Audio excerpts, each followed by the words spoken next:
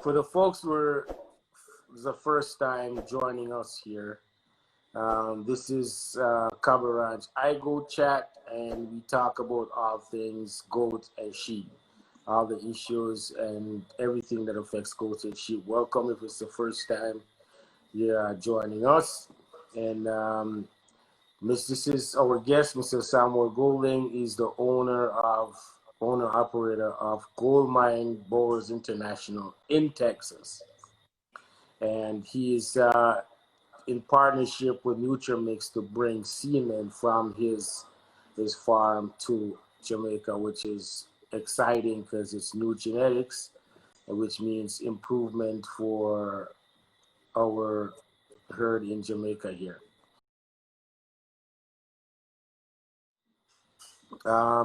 So, Mr. Golding, can I call you Samuel? Yeah, man, call me Samuel Shorty. Right. Although I'm 6'8", whatever you want to call me.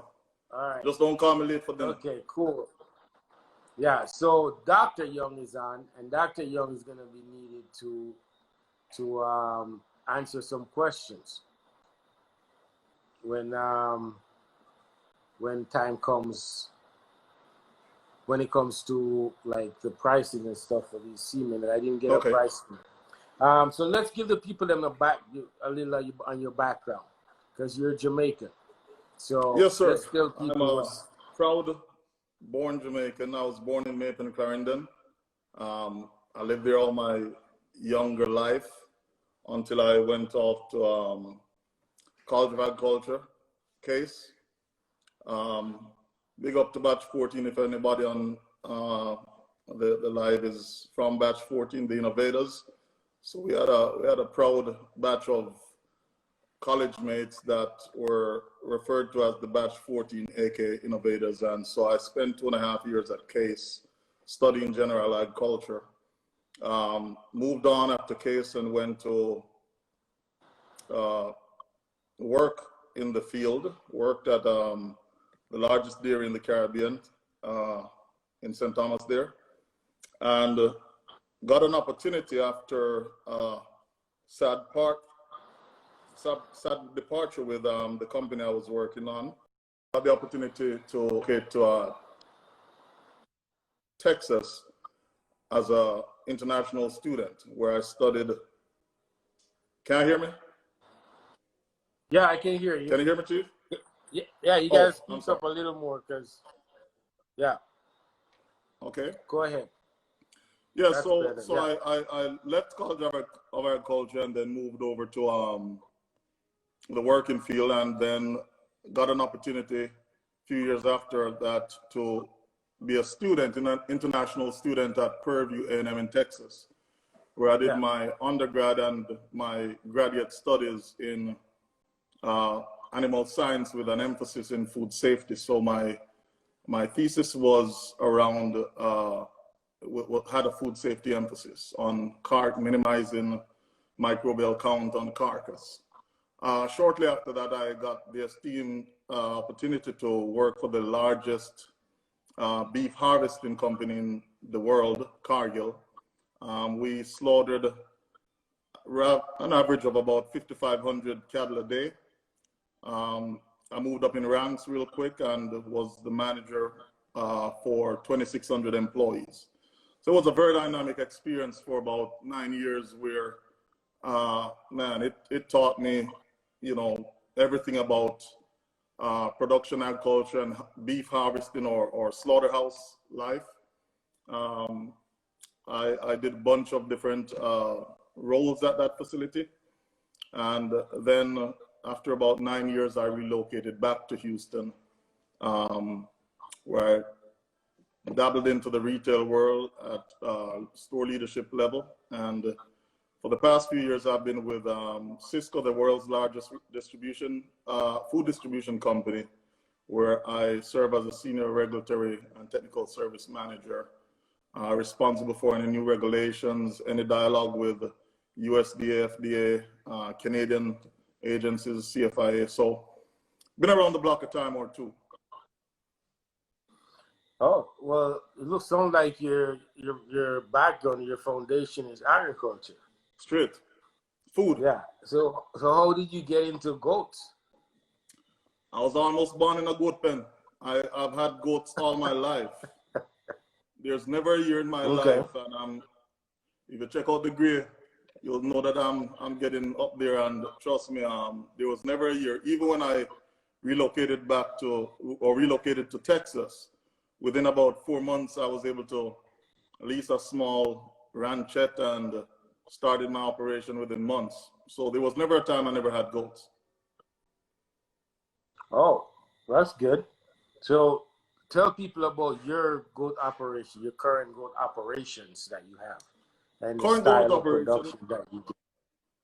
pretty much, it's it's unique because ever since I had the ranch in the U.S. or the operations in the U.S., my operation was also with the mindset of Jamaica or the Caribbean. It's unique. It's somewhat unorthodox to what happens over here, but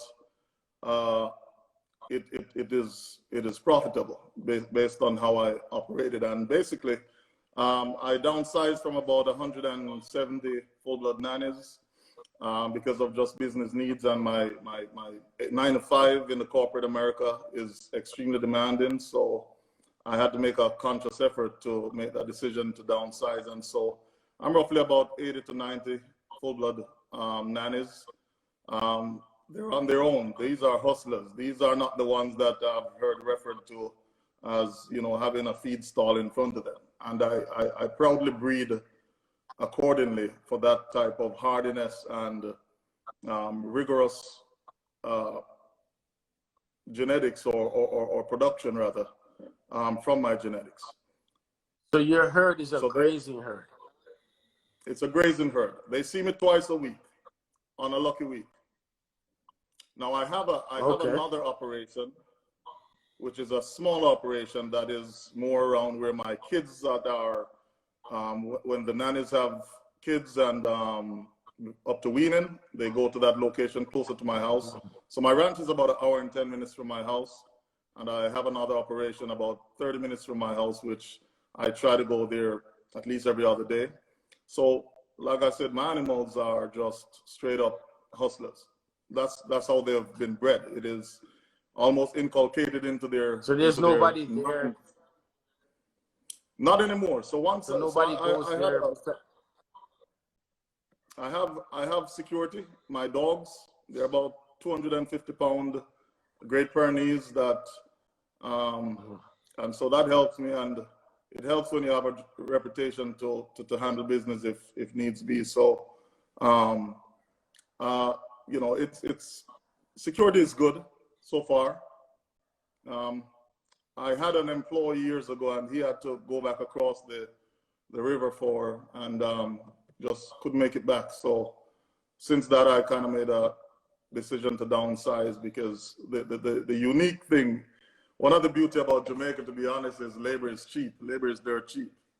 And I think you guys need... It's what do you call it? Objective. It depends on, well, it's cheap for if your income is US based, or if you're a Jamaican, then it's compared, like it just balances out.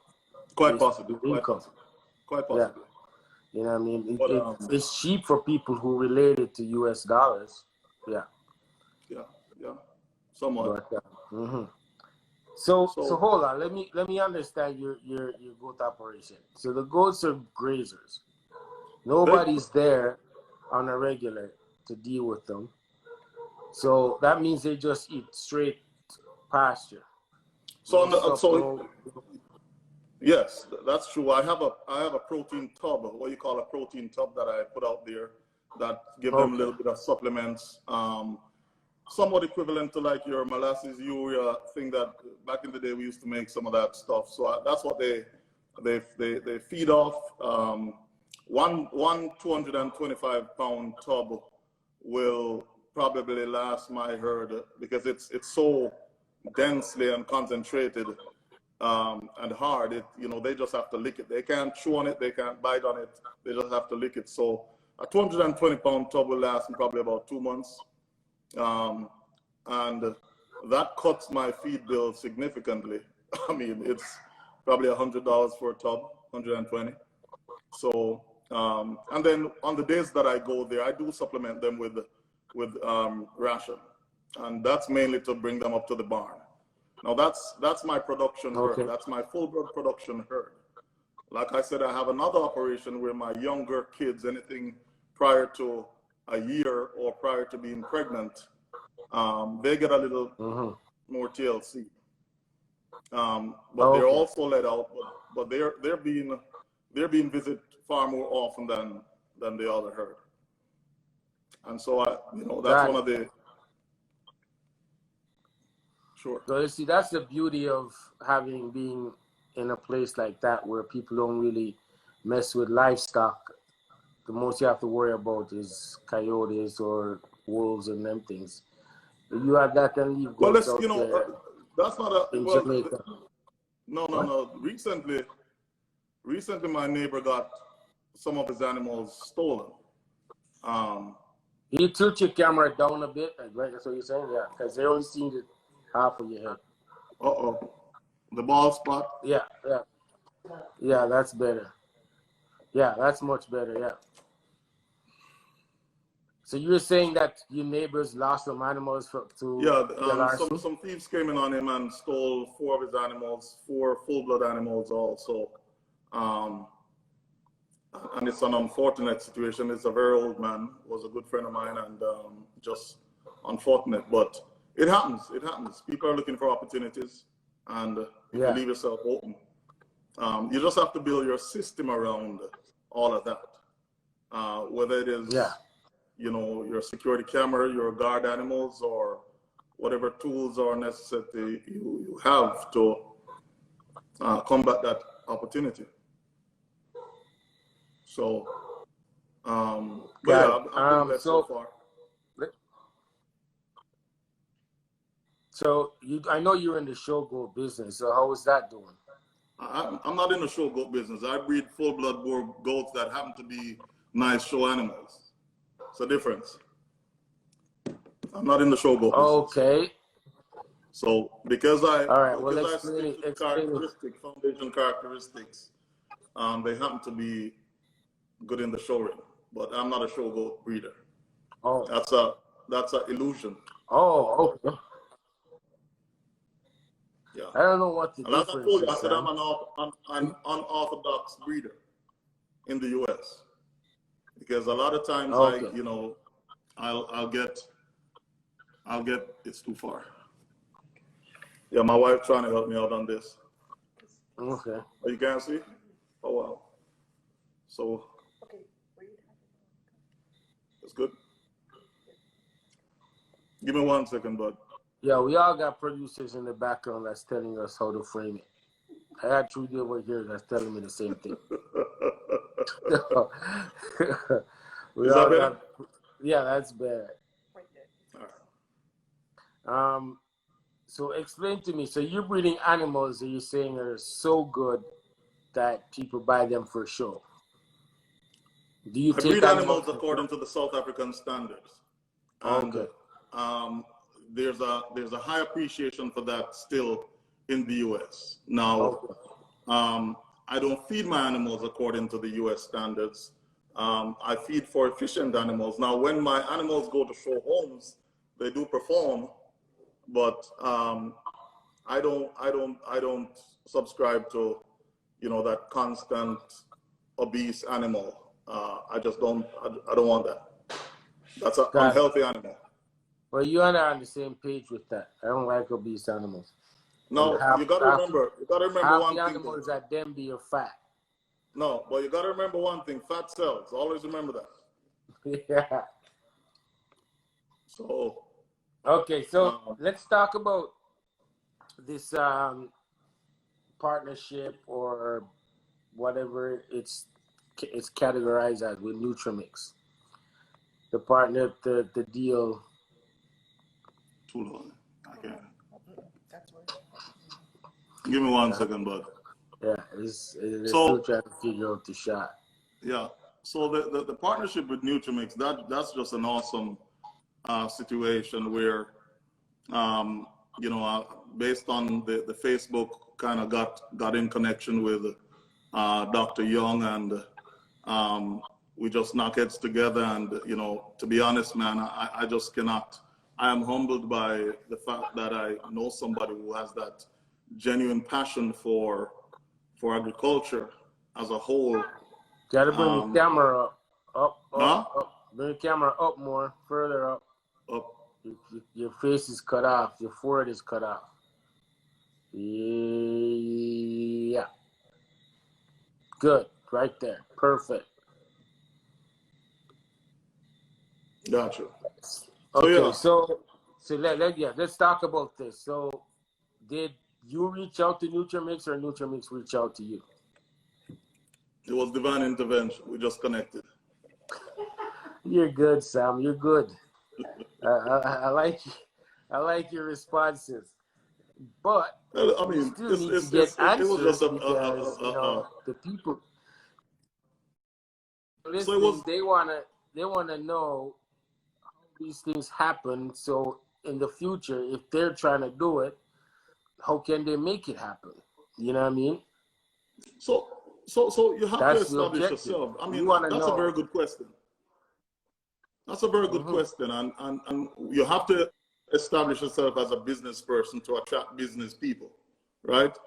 And so, but what was more even excited besides that was the fact that they embraced the idea, and not very often do you see a company in Jamaica do this kind of investment where they reach out to somebody, a private, smaller operation. I'm minuscule compared to Nutramix Feed, of course, but I think they appreciated my herd and my genetic potential and my genetic contributions, and it just clicked. Yeah, and then you're born Jamaican, so that's a plus. I laugh jokingly. I call it the FUBU. You remember FUBU? Yeah. For you by you. I call it the FUBU link because I know Gabriel, Dr. Youngman, I'd appreciate that term, but I mean it's for you by you. And seriously, when I say this, I'm being very genuine. I left Jamaica in 1998 with one intention: to go to America to study and come back. Life turned and started raising a family, and I just opportunity cost. And so I made sure that I knew I was never going to be without a goat or goats or a bunch of goats. And so I said, let me curtail my operation so that should I ever have to relocate, however I did it, my animals would transition smoothly into any operation. And so even when I was a student, something that I'm not sure if you know that, but I've sent over 2 live shipments of registered Boer goats to Jamaica in my earlier years when I moved over here. And the first one was maybe 99, I think. I did a partnership with the McQuinney family, and first of all, I just have to, I know we're jumping, but I have to recognize them because they were the ones who introduced Boer goats to Jamaica. Yeah, Al Archer mentioned them last week on this program. Yeah. So I remember, there was a radio program called Farm Talk, and I remember I was listening to one morning when Dr. McQuinney from Texas, Jamaican born, he was talking about these $80,000 US goats. And so I called up the radio because I thought it was an error. And I got interested, and I was a Nubian fanatic for years. Shout out to Dickie Morris and Randy, because I stayed in their backyards too many hours. Sometimes 10 o'clock at night when I was coming from school before I went home, I would stop by the Dickie Morrison's ranch in Mineral Heights. And anyway, so I fell in love with the Boer goats way back then. But I decided that I had to you know, make sure that whatever my decisions were, or however I chose to have my operation, it would enable it to transition over to Jamaica easily. Okay. So, but anyway, you know, it's back to the Nutramix question. Yeah. It was perfect timing. There's no secret that there's a deficit in genetic diversity in Jamaica. Now that doesn't mean that Jamaica doesn't have good goats. You know, I'll never discredit what you guys have done with what you have. Applaud, you know, I know you guys get a lot of slack, but I have to applaud every farmer who has done their part. And so, but here's an opportunity where you can get a more diverse genetics and more proven genetic, which is somewhat streamlined for Jamaica. So I like the fact that your animals are very hardy, because, you know, Boer goats are usually babied in the U.S., and in Jamaica they're treated like they're, you know, like they're what they call the porcelain dolls. Seriously. It's how you train them. It's how you train them. Yeah. So you know what I mean. I don't really believe in that, but that's how I noticed that they're treated here in Jamaica. So I like the fact that your animals are hardy. So so tell me about the different lines of Boer that are actually coming in that batch of semen. What's so unique and what's so special about these lines? And So what if they have names, term, the names of the lines? I don't know much about that stuff, so yeah. you have to break it down. So to here's me what like I do in my operation.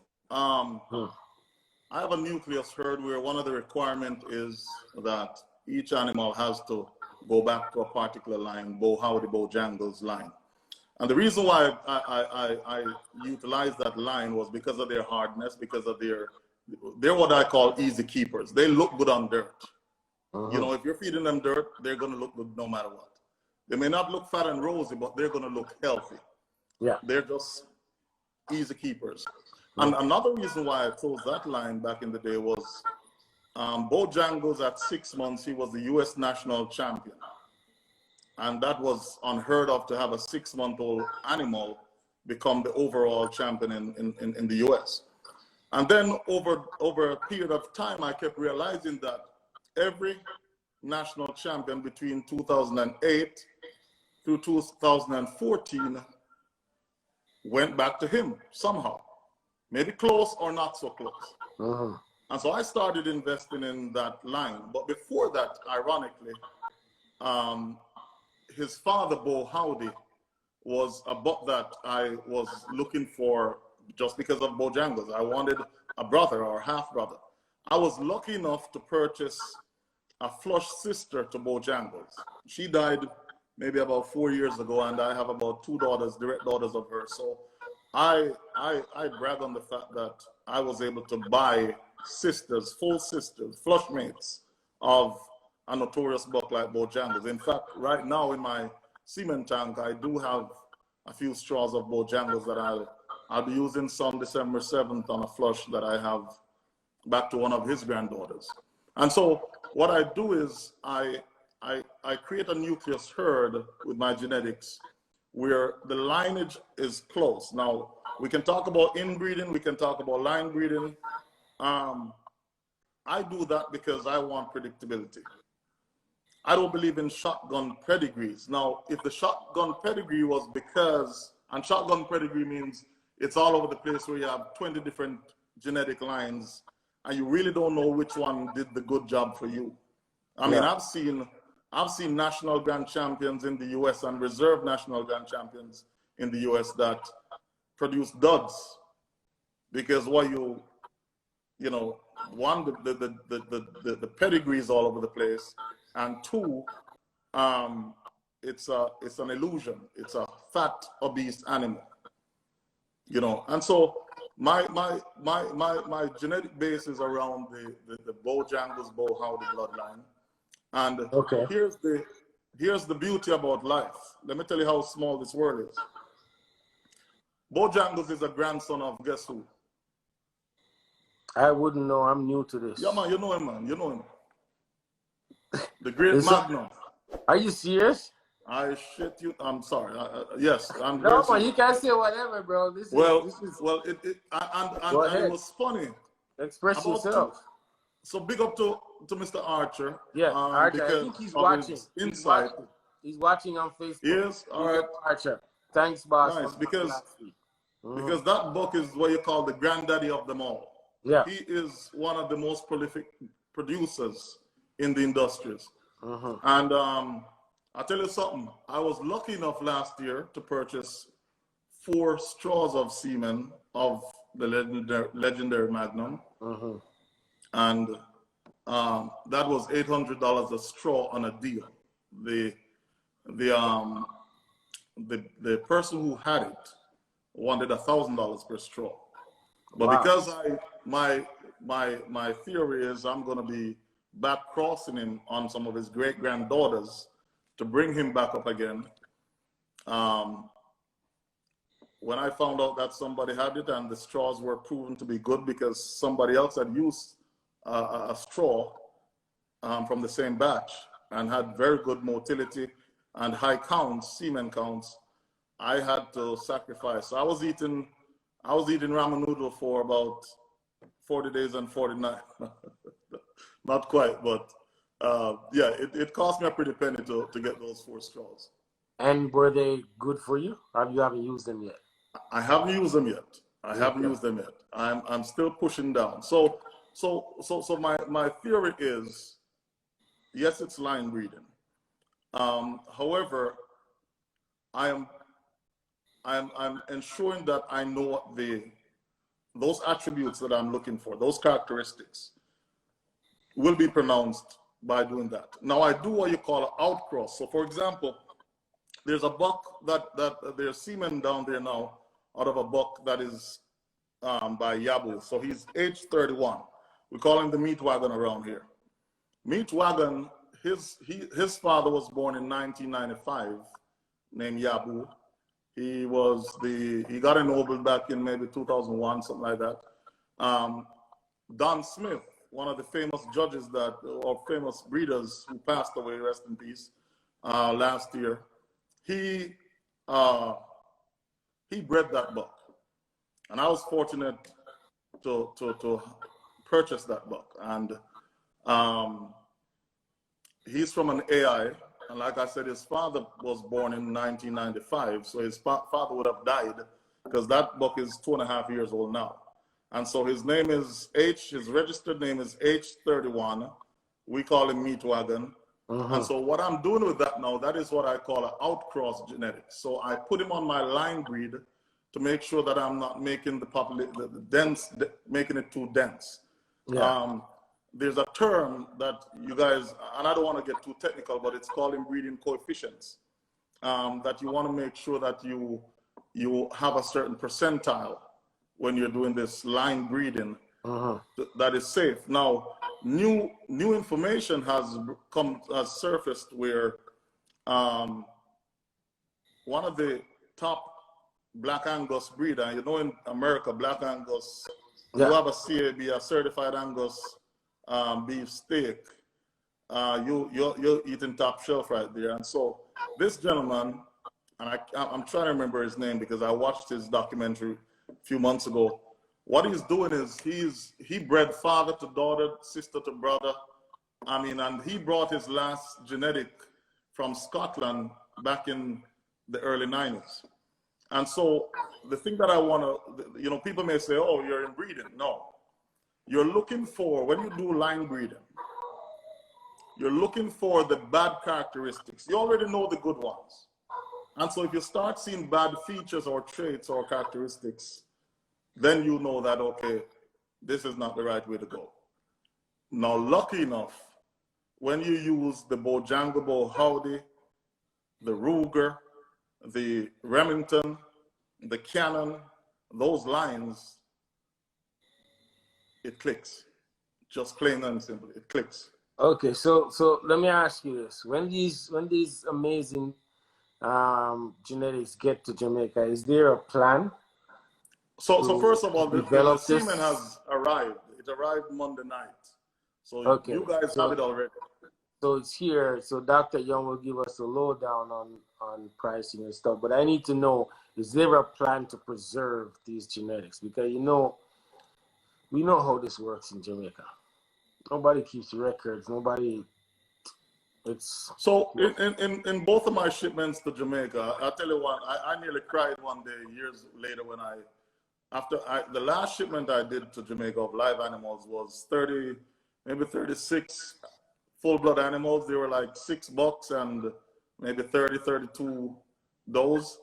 And a few years later, I remember I went into one of our storage area in my house or my parents' house.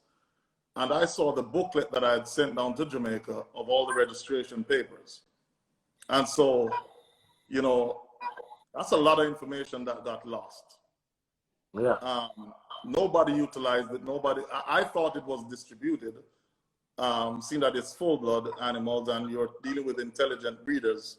But I guess they didn't find the value of having that record. And I hope that, you know, my goal is that these genetics will improve whatever we have. It has worked in my operation.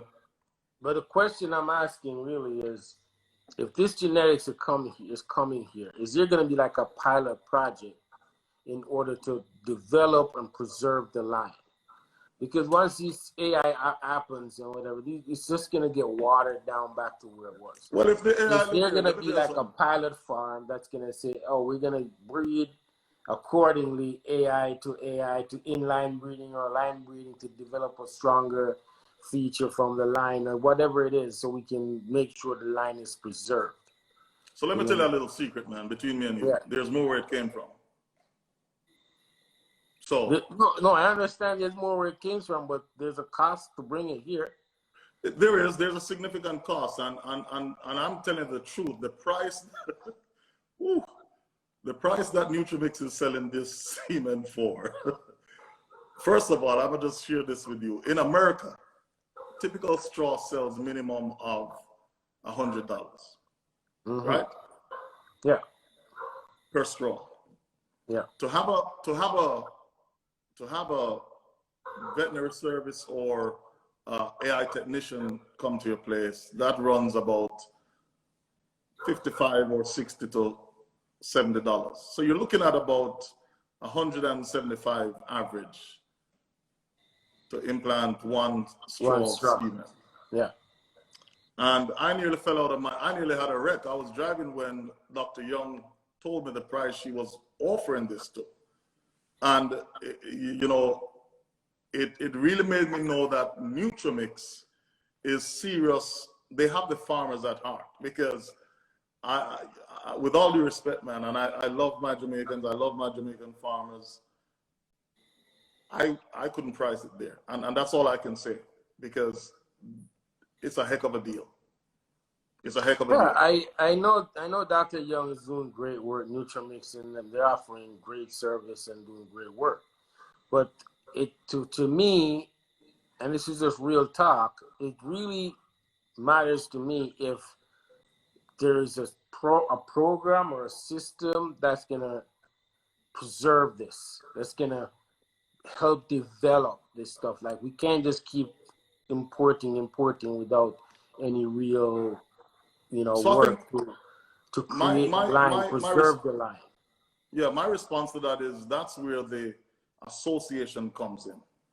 And I've seen, you know, how of lately there's a lot more engagement with the association. I've seen where a lot more discussion and information is being put out. I've seen contributions where yourself, the likes of the dangerous King Curry, who you guys have a different and unique paradigm about this business, and it is adding value. I've seen where young farmers in Jamaica are incorporating technology through Facebook to learn more. And so there's no time like the present for a lot of things going on in the Boer goat industry. But these are things that we probably need to have the association responsible for. And I don't want to sound selfish like, oh, you know, it's not Goldmine Boers or it's not Nutramix responsibility. We're just there to sell semen. But that kind of, I'd be more than willing to assist.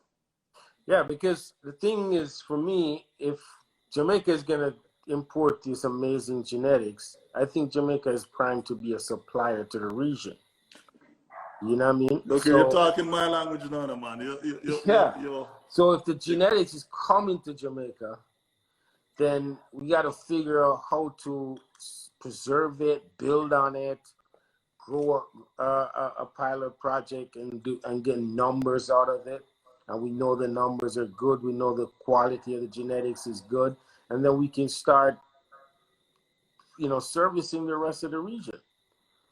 But if we don't make a conscious effort of doing that, then we just always back at square one where everything's watered down. Nobody knows what it is.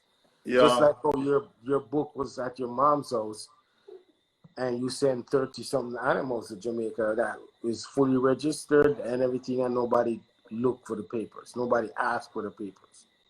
Yeah. And I would not like to see it go that way. I would like to know that everything is documented and we know. So I know Devon Sawyers was working with some other members around. Yeah, they're working on a registry. Yeah, and to be honest, that's the only way you can really manage this. And I don't know what the classification of the existing Boer goats will be, but I hope that they expedite their actions around that registry, because now we have this, you know, lineage, these lines coming through, and you know, it's only fear. But it's funny because you mentioned earlier that, you know, other countries, Jamaica being a hub. I'm being contacted at least once a week from a neighboring country, you know, in the island about my genetics. And that's been going on for years now. And so, you know, it is critically important that this comes to play by this accurate record keeping around what is what, who is who came out of who. You know, and even if there's any discrepancies, there's DNA testing. I have DNA in my box. In fact, I'm waiting on some DNA testing right now. So, and it's for what it's worth. It's not expensive.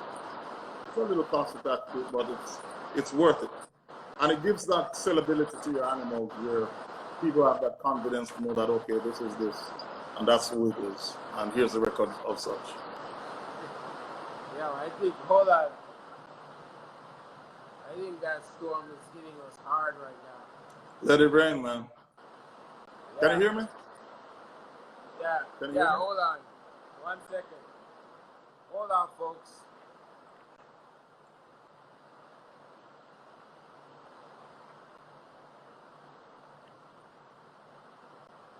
Yeah, the thing is working. It's just that it's so loud that I can hardly hear. But go ahead. Yeah. So no, I was just saying that the association definitely needs to champion that initiative. It is worthwhile. So, Mr. Henry, thanks, Mr. Henry, for the reminder of the hour. Right? Because at the top of the hour, we have to reset and come again. All right. So the thing for me is that we've had great genetics that came to Jamaica, right? Like the Magnum line, all that. And from the conversation I had with All Archer last week, like there's only 2 or 3 people that are really preserving it, you know, and they're not building on it. It's just there, stagnant, like 40 numbers, 40 or whatever it is. We don't have, you know, 200, or 300 heads of the Magnum line that we can look at and say, yes, it's a great job. So, here's and what I'm about to say is out of genuine love for goats, right? So, so don't take this wrong. RRD Magnum was a great buck, right? And I don't know if it was his son or grandson got imported. It's difficult to with the existing system that we have. It's very difficult to say that's a Magnum line. You know what I mean? And with all due respect, because there's not that record keeping. Yeah. We just, you know, anything can be a Magnum line. What is a Magnum line? I'll mention it. I had a conversation about it last week. Okay. You know what I mean? You said it. You know what I mean? Right now, we're at a state where it's really diluted for you to really even say, yo, you know, it's a real Magnum line, because one, there's no real record keeping. You know, it's just word of mouth. You know what I mean? And that's my fear, is that we're getting great genetics, but after 3 or 4 years, it's watered down to nothing. You know what I mean? Instead of a developed program on a pilot farm, a farm that we know somebody's doing a good job of record keeping, the breeding procedures are correct, so we know the line is strong, and that project can supply good, strong genetics from the import. You know what I mean? If we don't do that, we're gonna go right back to square one. It's a big initiative. Well, here's the beauty though. So we need to do it, and I'll never dispute the efficacy of it. It is critically important.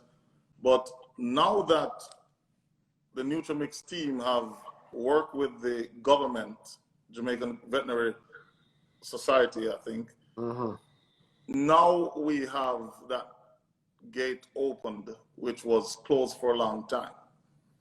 And so the diversity of genetics now can be,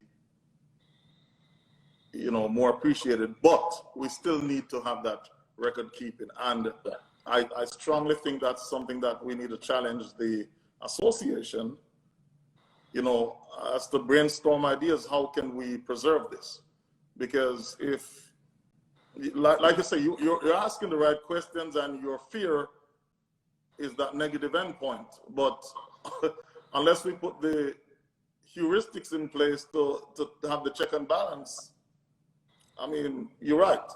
But we can't solve for that until we have to start from point A. Okay, I agree. So what do you think will happen? What are you anticipating? What are you looking to see happen over the next few years with the introduction of these new genetics? Because I assume this is going to be an ongoing thing for you. Potentially it is, yes. So we're at phase 1 right now. There's an opportunity to bring down some embryos. We've collected embryos out of this past quarantine phase, and that got held up to some bureaucratic opportunities, for want of a better word. But that's another. So we have embryos collected. Oh, okay. They just did not get shipped on this shipment. Okay. Because of some new stipulation that came last minute. And so, but bottom line, I expect increased performance in these animals. And to be honest, man, I hate to, as embarrassing as it sounds, the way you guys feed and the quality feed you guys have, I've looked on the Nutramix label. That's a heck of a feed. that's a heck of a feed. I've looked at, I have studied it. And so, you know, you have the feed there. I think that the bigger opportunity for you guys is genetics and system, not nutrition. Because you guys have mastered, and when I say you guys, I mean Jamaican farmers, from the small guy all the way up. You've mastered, you know, coming up with out of the box, whether it's Leucemia, quick stick, whatever it is, breadfruit, bread nut. I didn't even know that was a goat feed growing up. And so, you know, you guys have mastered a lot of those things. Is that love sign I'm getting? Yeah, man, you getting all kinds of love, man. Man, I don't my know wife who is it standing is. right over there. I don't know Ain't that who's something? showing you all that kind of love. I hope your wife's not watching. Thank you. But so there's a lot of good things going on in Jamaica, existing. And here's the biggest thing that you guys have to understand.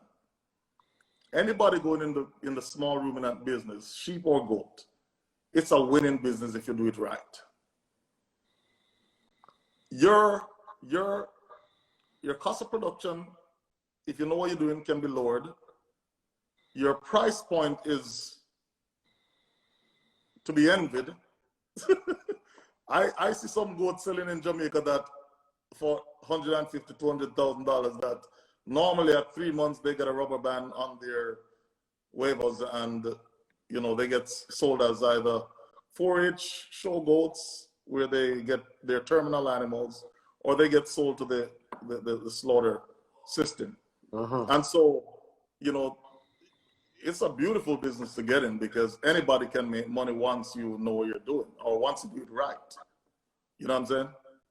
Well, So that's the operative word, doing it right. That's the you have to operative do it right. statement. You know what I mean? Jamaica goat business is very unique, to say the least.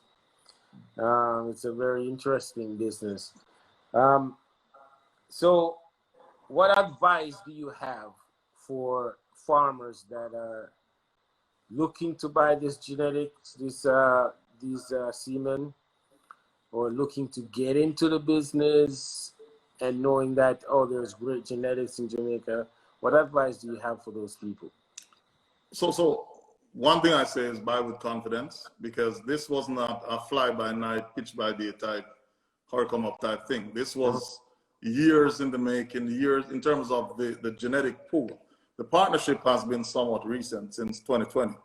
But the work behind it, in terms of getting these animals to this consistent level where I can predict what's going to happen out of offsprings of each individual box based on history, that is why I say buy with confidence. Now, the fact that the program is being managed by Dr. Young and her team, I mean, these folks talk goats like, I mean, it's like me.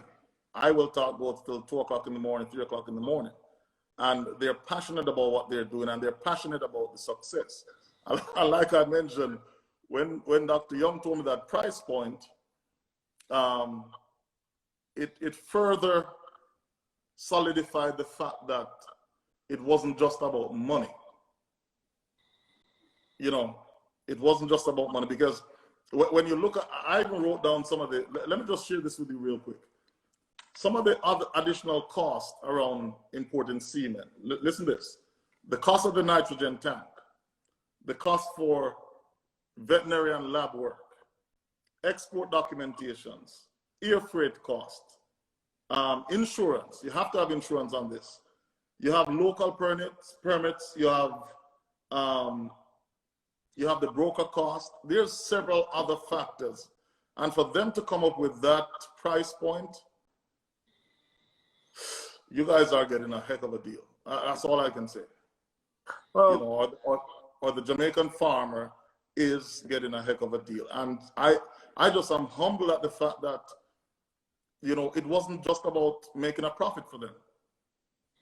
It was more, I mean, and I'm even more humbled that they choose my herd for this partnership, But I just have to give all thumbs up, to that team, because seriously, they're working with the farmers. I don't know how to do it. But you know what I mean? It comes down to this, the people them say, bullshit. What is this thing? Money talk, bullshit walk.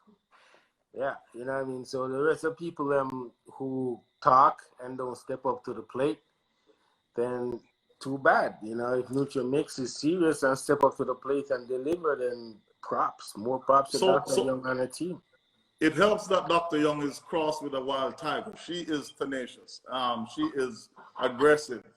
She don't take no for an answer. And if it's no, you better come back with something else. You know what I'm saying? And she needs to be cloned.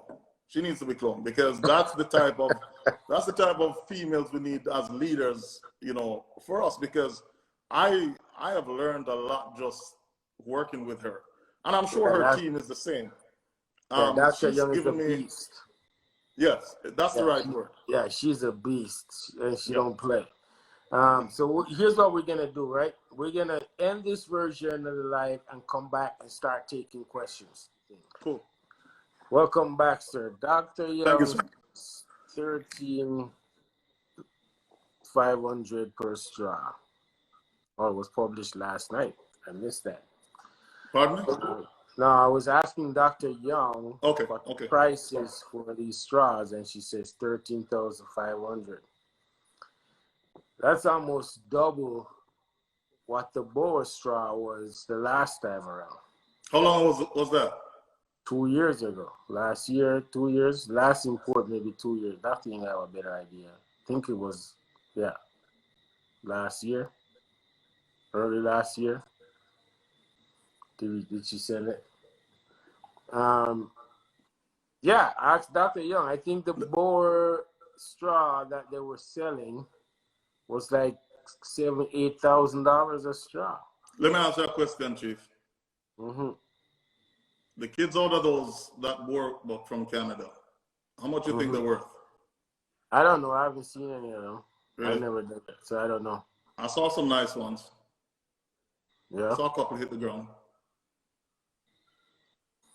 Yeah. So So I'm saying know that your semen is almost double the price. So the question is that people are gonna ask is, what makes yours so exceptionally better than the last batch?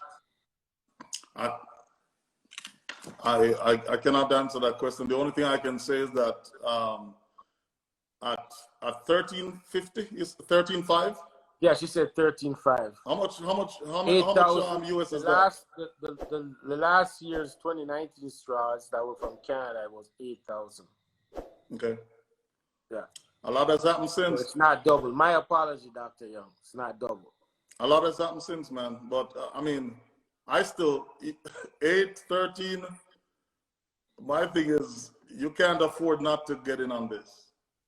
No, I'm sure you guys gonna sell out. I'm sure of it. I'm 100% sure. You know what I mean? There's a lot of people who are gonna buy a lot of it. You know what I mean? I think it's reasonable based on the animals. You know, all they gotta do is look up your farm and look at the animals, and they'll know that, it's quality. And you was a yard man, so them can spend a little extra and support the team. That's some feel. You know what I mean? Spend a little extra and support the team instead of support Canada or whatever. Support my own man from Jamaica. You know what I mean? So thanks. Thank you. I believe that. I believe it's worth it. You know what I mean? And you can go buy some different line and we support that too. You know? So we have some things in the pipeline. Future, you could be the guy who single-handedly support all of Jamaica goat lines. You know what I mean? We have some dynamic stuff going on, man. All right, people. Do you got any questions for Sam? If you got questions, shoot them off right now. Let's get into it. So there's a question if they could purchase the straws and save them and preserve them. That would be a question for Dr. Young, right? So I would hope the answer is yes, because I have over 300 straws of different bucks that I'm a hoarder. I got 12 straws of a buck right now that when I bought it was $200 a straw. Now it's the last time the animal died, so that's why I bought it immediately for $200 a straw. Now they're priced at, I think, $1,200 a straw. So it has appreciated. So let me ask: do you have an exclusive deal with Nutramix that you can supply semen to nobody in Jamaica but Nutramix? What if a private entity approach you? I'll give you a holler afterwards. We'll talk. Okay. Got it. Any other questions, folks? Trudy, you see any other questions? You guys need to shoot your questions off. So let me just while the questions are coming. Yeah. Go ahead. The Yabu Buck, like I said, his father was born in 1995. He was an import from South Africa. Yeah. He died in 1999. He got ennobled in 2001 based on his kids. That straw got used. He's born March 2018, so he's 2.5 years old now. So that straw would have been collected between sometime in 1995 and 1999. Wow. And it was used, let's say 18, 19 years later to have him born in 2018. So the preservative the preservation process of semen is solid. It's, all you're doing is really putting in freezing it in a tank with liquid nitrogen. And Gabriel, Dr. Young and the Nutramix team has, they have their own tanks and they got a brand new tank. So, there's a lot of confidence level on that new tank, brand new.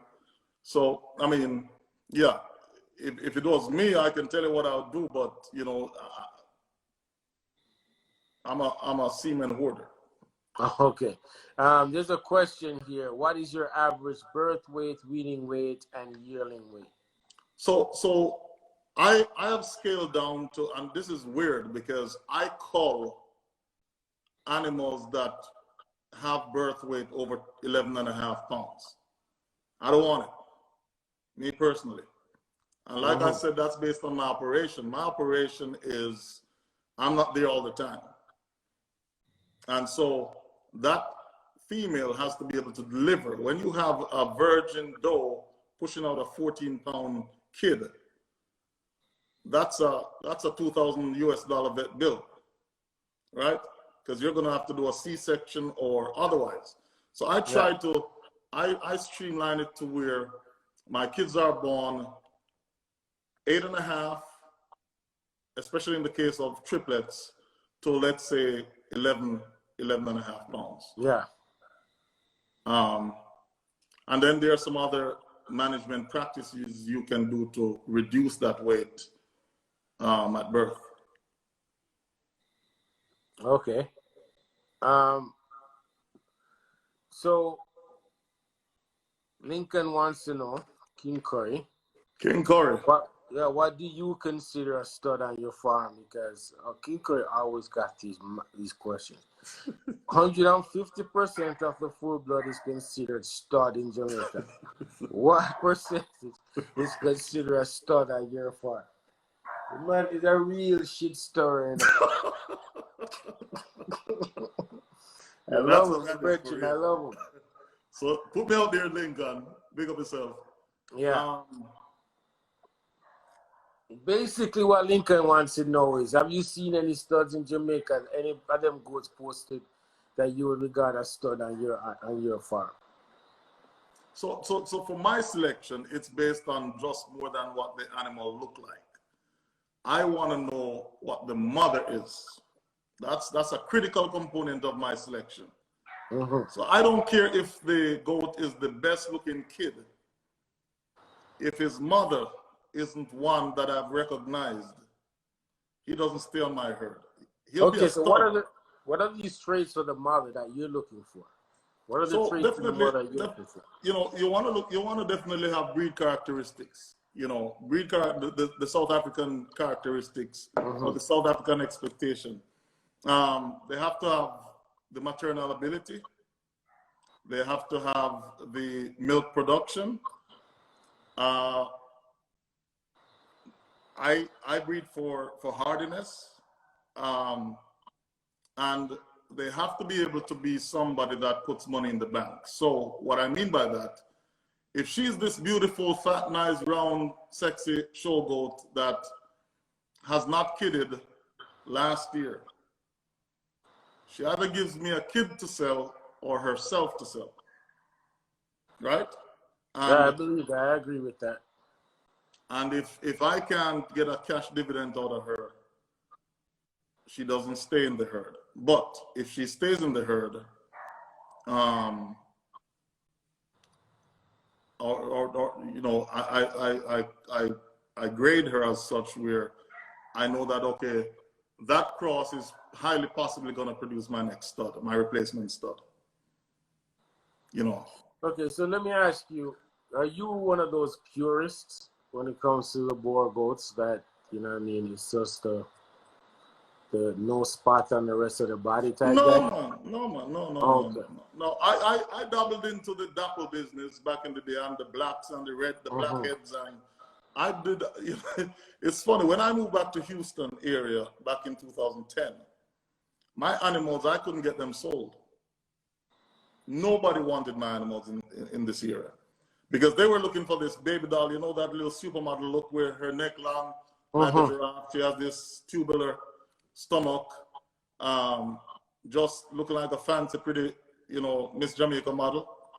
No, I didn't breed for that, and I couldn't breed for that. I just couldn't see myself doing that.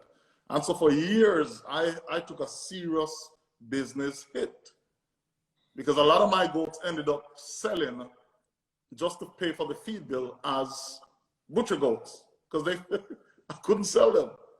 Okay. And that's when the American industry was focusing on that pretty animal, that, you know, which some of them still focus on that pretty animal that is totally non-functional. Bryce, someone wants to talk about your livestock guardian animals, guardian dogs, the Great Pyrenees. I don't think they're available in Jamaica, but if you go through UK, you can get them. Yeah? Yeah, UK has several different options. You have the Great Pyrenees, you have the Akbash, you have the Anatolians. There's several good, solid. And they're available in Jamaica? No. I'm saying, if you know, like Rottweilers and German Shepherds come through England, right? Yeah. Germany through Britain. You know, so it's the same thing. You should be able to get that animal if somebody. I mean, it's a heck of an investment to. They protect you from the two-legged coyotes and the four-legged coyotes. Yeah. So yeah, man. You know, I got my own little Sarge here, and I wish I'd had 4 of Sarge. Yeah, when you find a good one, yeah. Yeah, if I had 4 of Sarge, this place would be so protected. Yeah. So let's see. Anybody else? Do you have Santiago Dunn wants to know if you can send some dapple semen.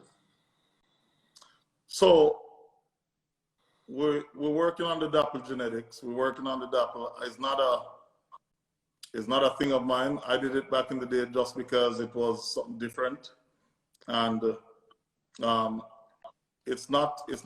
I have dapple semen in my tank, but I don't have much. I have maybe 2 dapple does, and I put them on a solid red buck, and he's so homozygous that he throws solid red kids.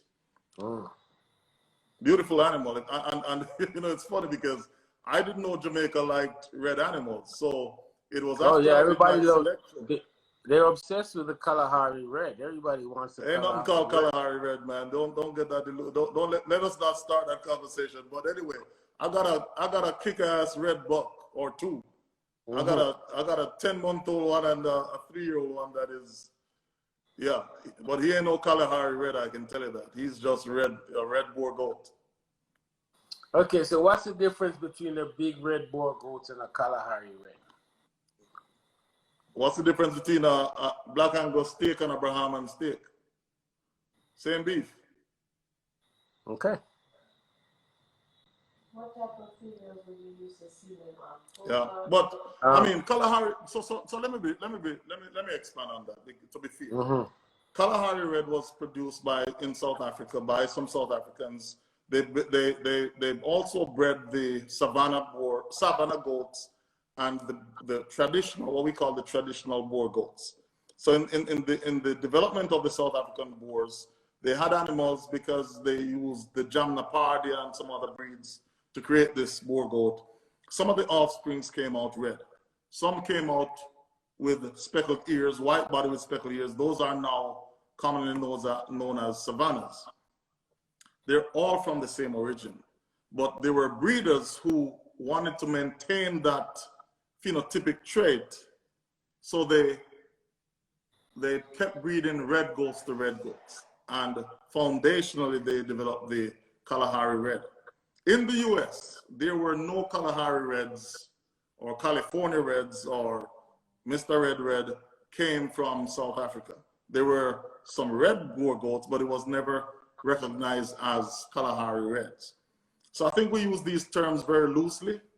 If somebody want to acknowledge my red bucks as Kalahari, but they're registered as full-blood Boer goats. Okay, well, you know what I mean? The Kalahari Red and the red Boer goat is an obsession in Jamaica. Wow. So what type of females would you use the semen on? Full-blood, local, or mixed? That would be a full-blood if you go, but it's your choice. Well, you can address that, Sam, that question right there. What type of females would you put the semen in? A big goat. A big full-blood, purebred, full-blood, local. I don't care what it is, a big goat. You're going to have some big babies. Okay. So, and a goat that produces milk to satisfy that kid's needs, right? So if you want to do it on full-bloods, it's fine. I think the market is open for any type of thing right now in Jamaica the way it stands. I can't make that decision. That breeder has to choose. I can only say that you wanna probably put these on some above average mothers size and the recommended proven mothers. So let me ask you, if somebody is primarily developing his operation for meat, right? And these are fairly expensive, superior genetics, but they're a graded herd. Would you suggest they put these genetics in a graded, Yes, you're improving your herd. Why not?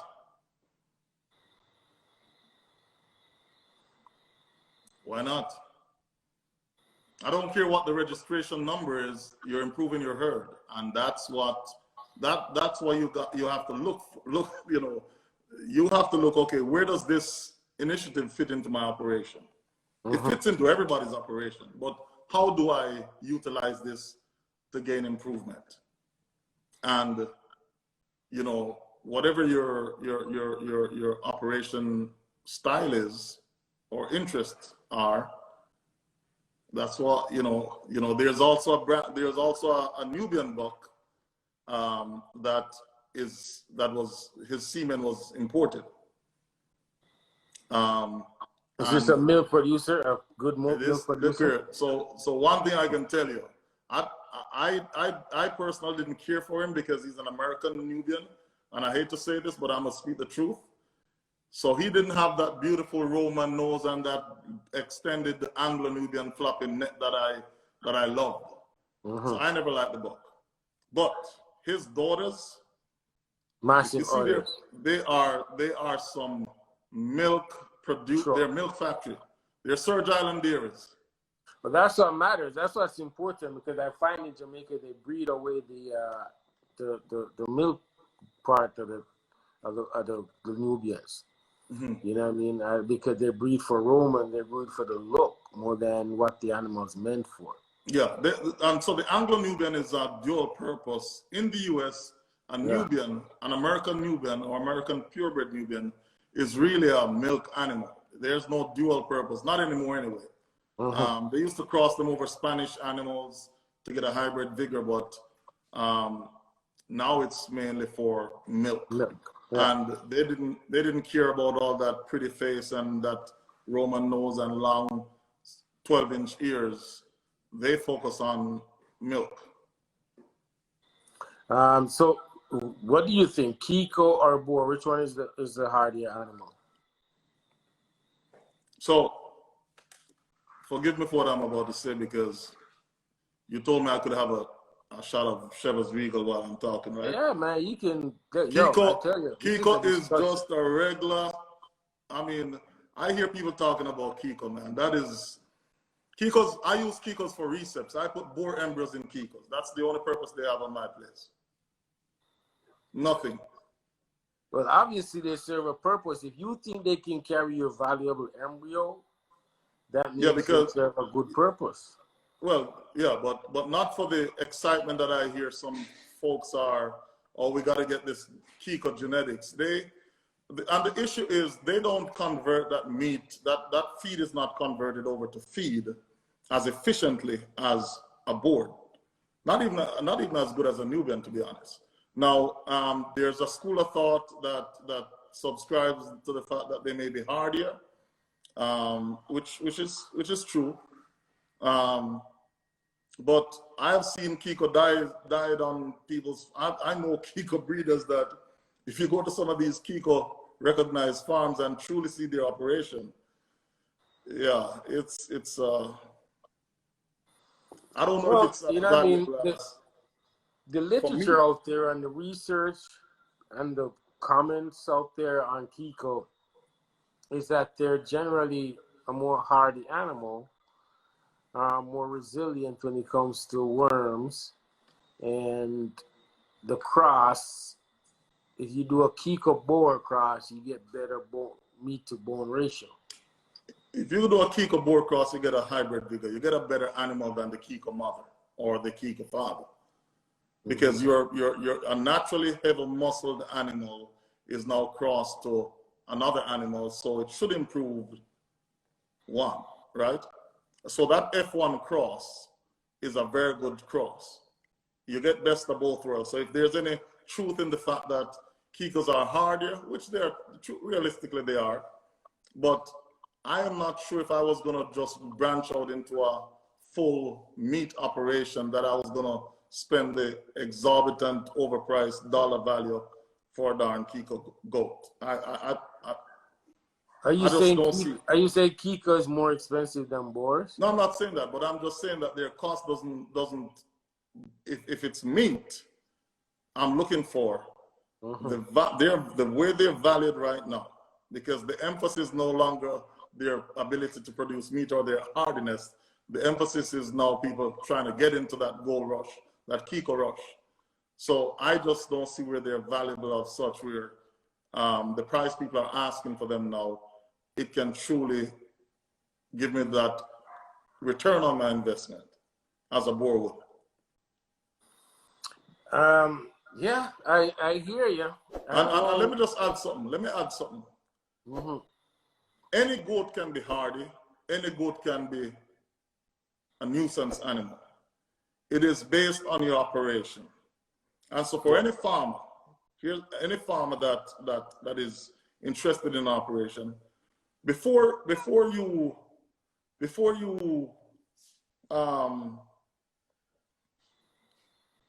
go ahead and do your investment, one of the practices that I do, and I inculcate this in every buyer, every one of my customers. If you did not see me deworm that animal or give it shots, if I told you that, guess what? Ray, last night I dewormed this animal and I gave it shots. I gave it its vaccinations. And you didn't see me do that. Don't take my word for it.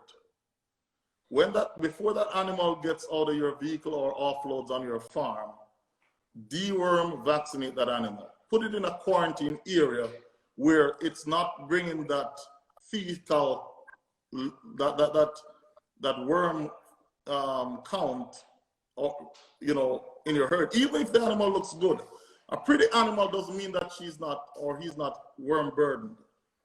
It just means that he's or she's immune.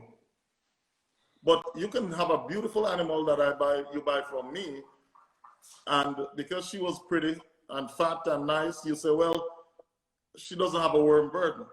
she comes to your property and she introduces a high parasite count. And so there are some simple practices that you have to utilize. And guess what? I've been guilty of that before. You know what I'm saying? And so I'm just sharing what works now. If you are bringing a new animal and you have a streamlined process, or you have or you're new to this, when the animals come to your property, put them in a small area where and deworm, vaccinate, do whatever you have to do, whatever medical treatment, for about deworm at least twice. So you get that initial load away, and then if there's any larva that's still in the digestive system, you can go back and knock that out a little longer before you let it out on your virgin pasture or your established pastures. That's the #1 tip I can give anybody, because you know, if you didn't see Sam Golding deworm that animal, deworm it yourself. And that's why some of these animals underperform when they transition. First of all, they're stressed out. They're in a new environment, so their immunity gets lowered. I know we're off the topic of semen, but I just have to share that because it impacts. Man, you're dropping dimes, bro. Keep going. No, it impacts the dollar value, the bottom line. And so, you know, just little simple things, man. Get your system. The reason why I can leave my animals for days is because I have a system. And they're trained in that system. And the only encouragement they get to come to the barn when I get there is the bag of feed or the bags of feed I put out. Twice a week, on a lucky week. So you have to have a system, whether it is pasture rotation, whether it is, you know, there's several things that depends on what the opportunity is, but you have to have a system in place that you stick to. No, we try to do our system here, so we know all about, you know, implementing a system and sticking to that system to make sure that to have a successful operation, system has to be there and and you have to stick to it. Stick to it, man. You have to stick to it. How soon and often should deworming be done? Answer this question almost every. It depends on your worm burden. And one practice that is common is checking the eyelid. That's very good. But the FOMACHA chart. Yeah, chart. Yeah. But another thing is, at some point, everybody, at least once a year, go through and collect stool samples. This is something that I don't hear much about. Go through and collect stool samples. Get a fecal count. Get it professionally done by your local veterinarian or whoever offers that service, and get you a good understanding, because the worst thing you can be doing is using an ineffective treatment to combat your worm burden. Another thing you have to be careful of, sometimes it's not worms. I've seen farmers deworm the heck out of animals, and guess what? The problem is coccidiosis. So you have to, that's why it's worthwhile investing in understanding what is the parasite you're combating, rather than just, repetitively deworming every month or every 3 months. No, understand what the issue is. Great. I think that's one thing we haven't done. It's a fecal count, right? I think we need to do that. Got a question from Facebook. What encouragement would you give a farmer when purchasing a Boer stud?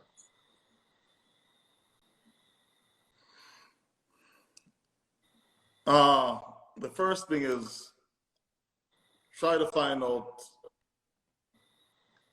Don't buy a redhead white body. A redhead white body does not qualify an animal to be a stud. Are you sure about that, Bertrand? Because that's what I'm more sure that they're qualified to be a curry pot animal. But this is not a shot against. Let me put that disclaimer. I'm not trying to get people to say that redheads are not good. I'm just saying, understand the characteristics, understand the age of this animal. Okay, so does this animal, the size, match its age? And how do I even determine the true age? So there's a sequence of things that you need to really dive into, not just buy a redhead white body with long ears. Make sure that he has that bone structure to carry that muscle. I have bought out herds of goats that look like crap. And guess what? I bought them because I knew that the breeder was not doing the right thing and they were getting out of the business. Right. But they had the confirmation, they had the breed character, they had the bone. They were just skinning. I love buying skinny animals, to be honest, because I know how to turn the water into wine on them just by a little TLC. So, there are things that, it shouldn't just be price point. Dickie Morrison, shout out to him, because that's one of my godfathers in this business. I remember him saying to me one time, can you afford not to buy a good one? And I remember as a kid, I was in high school at the time, and I used to nag him, and he had a nice kid crop. And there was a buck that had ears about a foot long, and his front end was about 6 inches at 6 months old, if that much. And there was another buck he had that had shorter ears, didn't have that pretty face, but he looked like a full-blood Boer. I mean, he was so powerful in his, and this was Nubian I'm talking about. Yeah. And Dickie said, Sam, buy that one. Don't buy that other one. And let me tell you something. I said, Dickie, no. And I was like, why is he telling me to buy that goat? He broke it down to me, but I just refused. And as a kid, that was a lesson that I still remember to this day. The ears and the nose, you got to look for an animal that is structurally correct, an animal that has that growth potential, not color, not ears. Not saying it's not important. When you start going down to the full-blood type stuff, then it becomes relevant. But if you're looking for a stud, if your operation is a meat operation, you have to look for an animal that at least exhibits the characteristics that will carry that meat that you're wanting, not just color. Got it. There's a question: do you mainly do AI or select rams that you breed, or buy outside bucks? So I use Semen or AI for my flushes. I do embryo transfers yearly, at least 5 to 7 on a yearly basis. I have a bank of embryos. Unfortunately, they don't qualify for the exportation or importation deal because they were not under quarantine when they were collected. But anyway, I have that preserved I can get out of the business now and come back 20 years and be all right. So, but my bucks, I use bucks, and I try to use bucks that are proven. I don't necessarily have to have a show buck when I'm selecting my semen. I want to know a buck that I know that when I put him on this, I call it cookie cutter. Cookie cutter meaning whenever I know what to predict. And so I rely on the genetics, but I also rely on the offspring that these animals, that's how I select my studs, or which studs I use. But everybody gets hand-mated. I use a lot of cedars. A lot of times synchronizing. Yes, I do a lot of synchronizing. A lot of times I'll be, for the entire weekend, my family don't see me but till probably 2, 3 o'clock in the morning, and I'm gone again by 5 because I do hand mating. You do what? Hand mating, where I selective breeding. Oh, so what does that mean, hand mating? So once I synchronize the doe and she comes in heat, I use a particular buck. I don't just run a buck out all the time. Okay. All right, got it. That's what I guess that's the correct term because that's what we do here. And it's strenuous, but like I said, because of my plans, I select certain animals with certain animals, and that's just how I do it. I could equally get the same, probably similar results by just letting out a buck for a certain time, then letting out another one and letting out. I just choose to do it that way. Works for me. How many bucks do you have servicing? You say you have almost 100 animals. Yeah, I'm running about 9 bucks right now. Well, Mackie have more bucks than you, man. Huh? Mackie have more bucks than you. Hey, so that's because mine is for certain reasons. Not that I need them for my herd. Just there are other things that. Oh yeah. Yeah, Mackie's my good friend. I always bug him. I'm like, why you got so many bucks? Mackie has some nice animals. He loves these bucks, man. Yeah, Mackie, you need to liquidate some of them bucks and buy some semen. Sam, leave him alone, star, cause he gonna call me and cuss me out. Leave him alone. He's gonna call me tonight and cuss me out. So I won't tell him to sell some of them bucks. Yeah, don't tell him about to sell some of his bucks that he needs to sell. Somebody asking me about dying. I'm sorry. Archer said he's gonna buy out the whole stock. No, he said he needs 10 of each. He needs 10 of each. So Dr. Young will take care of that if she's still on here. That's good. Somebody's asked me about dying. Okay. So, guys, I told you 3 times now that I'm unorthodox, right? There's a lot of pretty buck in the US that they're fat and pretty and thick and nice, and they're not necessarily exhibiting their true potential. Meaning, you can sculpt animals here to make him look like what you want. You have folks who do this professionally. Now, the Dine supplement is a good supplement, but I don't have a goat on my farm that I have to, even if I'm going into the show, I am scared of some of those products, because in order to let them have that illusion, if that animal doesn't have that natural growth ability, and you have to force them on Dine or whatever other stuff. I mean, there's the most profitable company in the US, livestock business, is the supplement company. Because everybody has this illusion that the animal has to be, a Boer goat needs to be 400 pounds. My bucks are about average right now, 2.5 years old, the ones at the shipment. And they're running about, the lightest one, maybe 290, up to 330. Can you imagine if I was giving those goats supplements? I would have a fat, infertile, useless animal. And so let us be careful of jumping on these supplement approach. Breed the right animal so you minimize your cost. Look for the right animal so your cost of production is minimized and your income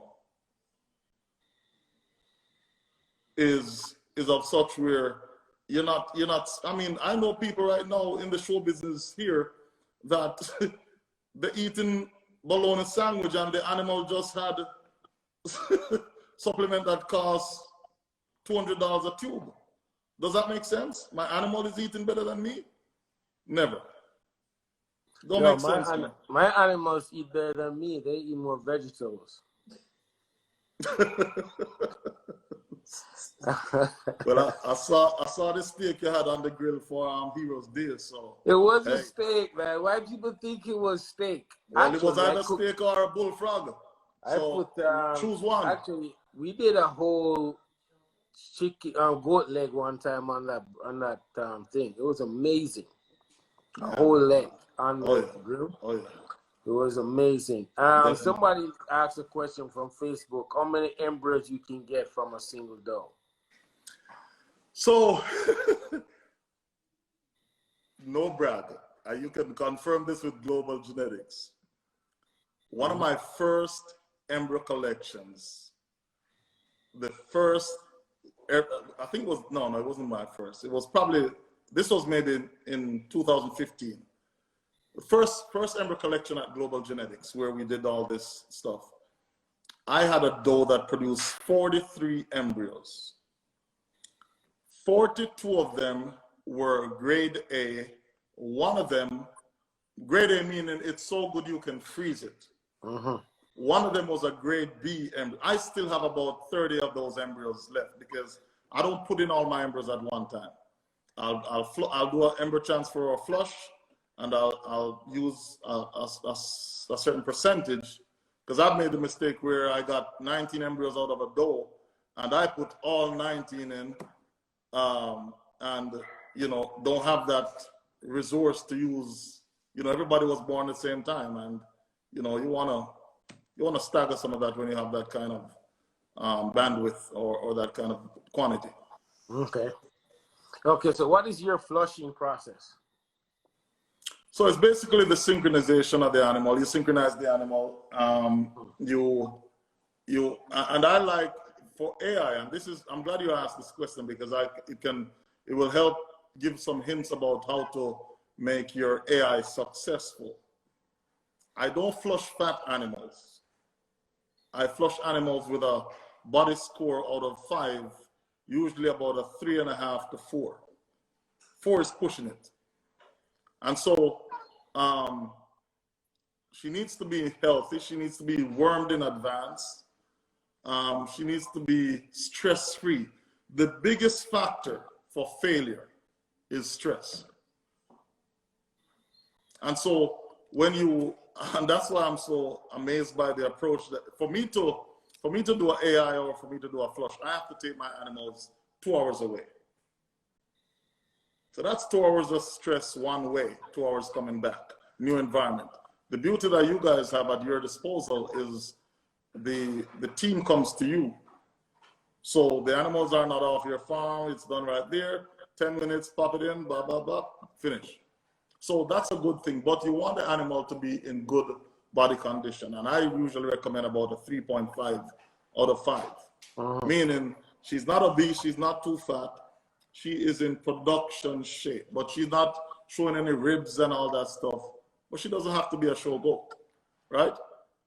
And so that's how, so my process is, you know, you select animals that are in good condition, you minimize the stress, you synchronize them. So there's a term called flushing, or steaming up, that the dairy cattle folks use. You know, you wanna work these animals about 4 to 6 weeks before you do anything, whether it's AI or flush. You want to give them some increased nutrition, increased minerals, and then afterwards once you synchronize, then you'll schedule your data, of course. Now the key thing now is not only prior to the application, is post.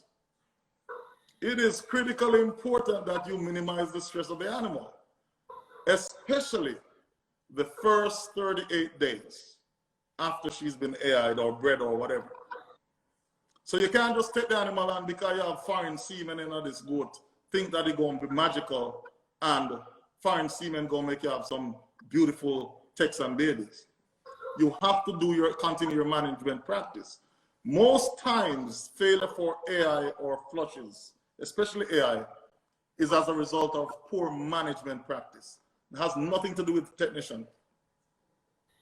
So you have to make sure that if you're going to invest in this process, you have to have your animals well managed. You have to have them in decent shape. You have to have them healthy pretty much and stress-free. And then afterwards, I use 38 days because there's a potential for regression of the pregnancy up until 38 days.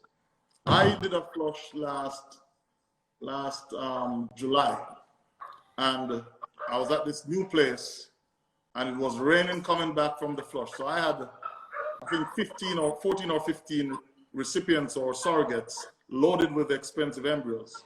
Guess what? I got to the property. It was storming. I opened the trailer, and everybody ran off in the neighboring ranch, which is wooded.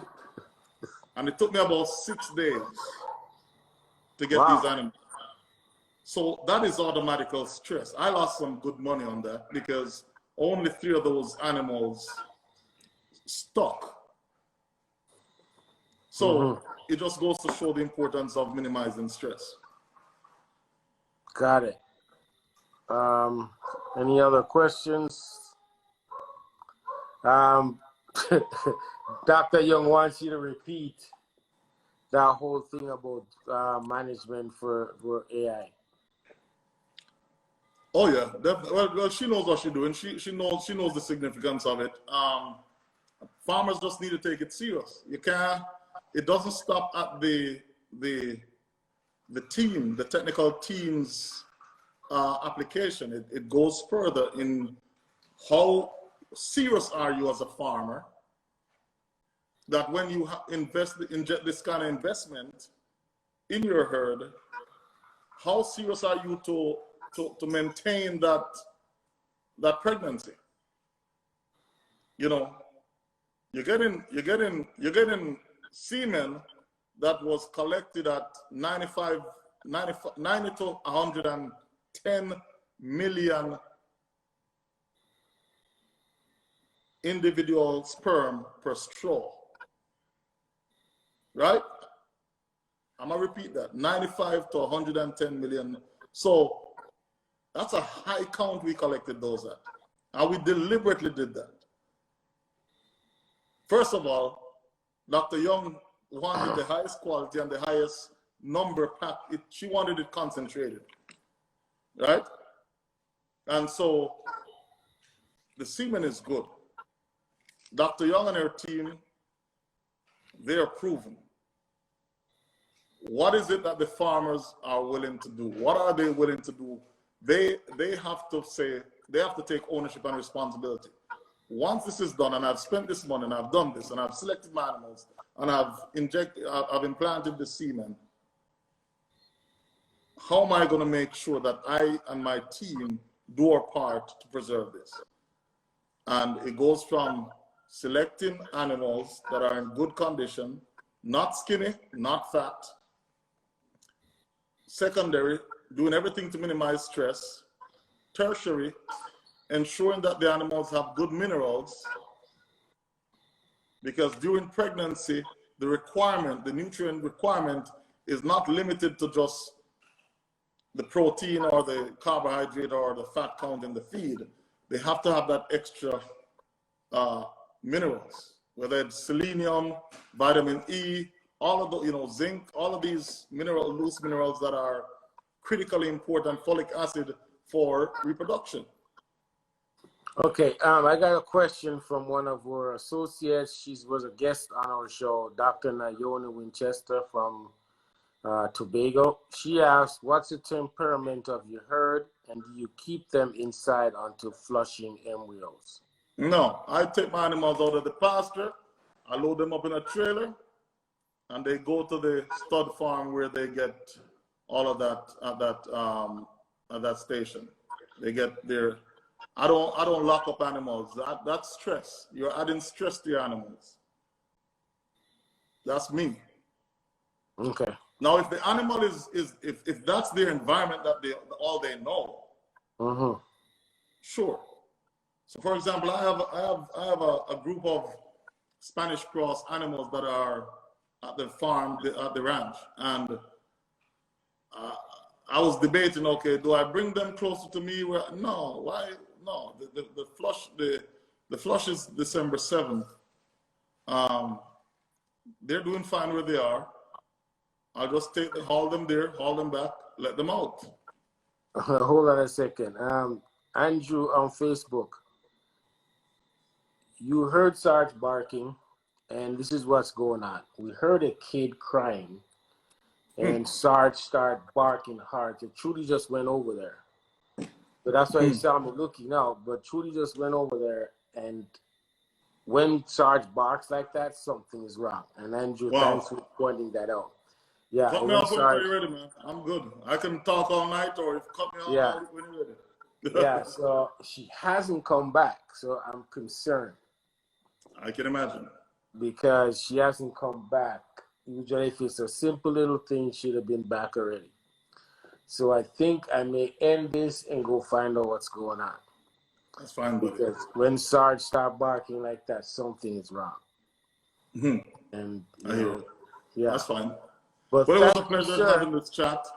Hey, thanks, man. You welcome back anytime. And thanks for all the great information. And I know you're on the Progressive Facebook, and I think you're on the Livestock too. I'm not sure. I'm on both. Yeah, so people can just drop notes or message you, and you will help them with thing. I know you're not that type of guy that doesn't share information. You will tell them the real deal, and we appreciate that. So I want to thank you for taking the time. And thank Dr. Young for her continuous effort to improve and move the needle in this sector. And everybody else, I mean, I know Khalil is on the ground working hard too. All these soldiers are on the front line. I want to big them up and thank them for all they do for small ruminants and small farmers in this sector. All right. And guys, I'm posting all these iGoat chat on our YouTube page. So you can go check that out, Cabra Ranch YouTube page. Like the page, subscribe, and we'll be our next kidding season. We're documenting it, show you how we prepare for it. You can tell us where our mistakes are. You can tell us what we're doing wrong. But it's the first time we're doing this, and we're gonna document how we prepare for our kidding season. We're changing some things. We're doing a new creeper pen because we're turning the whole goat house into kidding facility. Wow. All maintenance models are going into the lounge. So the whole goat house is going to be a kidding facility. So we're going to show you guys what we're doing there. So check it out, and thank you all again. And have a lovely rest of the Saturday evening, and we will see you guys next week. Thanks, boss. Thanks for having me, man. It was a pleasure. All right. Okay. Take care.